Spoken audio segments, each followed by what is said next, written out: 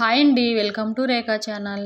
ఈ వీడియోలో చాలా సింపుల్గా క్యాలీఫ్లవర్ ఫ్రైని తయారు చేసుకుందాం. ఈ ఫ్రై రైస్లోకి బాగుంటుంది, చపాతీలోకి బాగుంటుంది, అలాగే పప్పన్నంలోకైనా సాంబార్ అన్నంలోకైనా సైడ్ డిష్గా కూడా చాలా బాగుంటుంది. ఈ క్యాలీఫ్లవర్ ఫ్రైని ఎవరైనా ఈజీగా 10 నిమిషాలలో చాలా సింపుల్గా తయారు చేసుకోవచ్చు. ముందుగా క్యాలీఫ్లవర్ను చిన్న చిన్న పీసెస్ లాగా కట్ చేసుకోవాలి.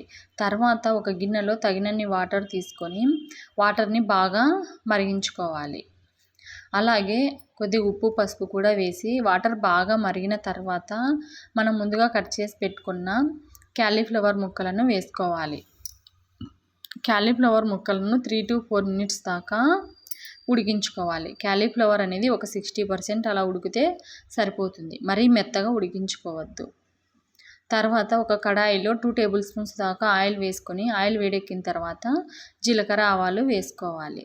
తర్వాత 3 మీడియం సైజ్ ఆనియన్స్ తీసుకొని ఈ విధంగా చిన్న చిన్న పీసెస్ లాగా కట్ చేసుకొని వేసుకోవాలి. అలాగే కొద్దిగా కరివేపాకు కూడా వేసుకోవాలి. ఈ ఆనియన్స్ కొద్దిగా కలర్ చేంజ్ అయ్యేంత వరకు వేయించుకోవాలి. అలాగే తగినంత ఉప్పు పసుపు కూడా వేసుకోండి.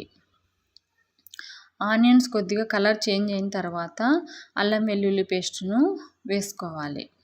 1 స్పూన్ అల్లం వెల్లుల్లి పేస్ట్ వేసుకొని పచ్చివాసన పోయేంత వరకు వేయించుకోవాలి. అల్లం వెల్లుల్లి వేగిన తర్వాత ఇప్పుడు 1 స్పూన్ కారము, 1/2 స్పూన్ ధనియా powder, 1/2 teaspoon garam masala, 1/2 teaspoon వేయించిన జీలకర్ర పొడి వేసుకోవాలి. ఇదంతా ఒకసారి బాగా కలుపుకొని ఇప్పుడు మనం ముందుగానే ఉడికించి పెట్టుకున్న క్యాలీఫ్లవర్ ముక్కలను వేసుకోవాలి. అన్నీ వేసుకున్న తర్వాత ఇప్పుడు లో ఫ్లేమ్లో పెట్టుకొని 1 నిమిషం అలా ఫ్రై చేసుకొని తర్వాత మూత పెట్టేసి 2 to 3 minutes దాకా ఉంచాలి.